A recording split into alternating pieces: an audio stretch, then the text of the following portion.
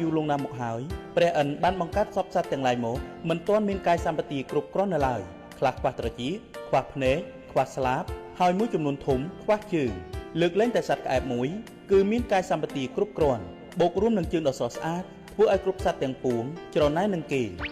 អាយ៉ា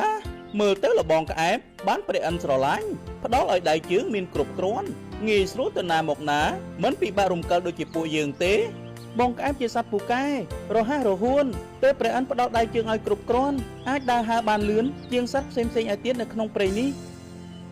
ក្រោយឮបែបនេះធ្វើឲ្យក្អែបកាន់តែជោមានមោទនភាពចំពោះខ្លួនឯងធ្វើរឹកពីដែលបង្អួតគេឯងពេញព្រៃអាកាសធាតុថ្ងៃនេះពិតជាល្អសម្រាប់ការដើរលេងណាស់បងក្អែបចាំខ្ញុំផងទុនសាយទេ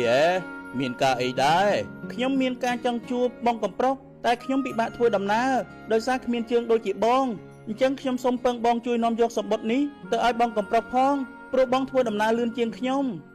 មានការរវល់ណាស់ណាមួយផ្លូវទៅផ្ទះកំប្រុសក៏ឆ្ងាយខ្ញុំមិនអាចទៅបានទេទុនសាយទៅពឹងអ្នកផ្សេងទៅជួយបន្តិចទៅណានរណាក៏ដឹងថា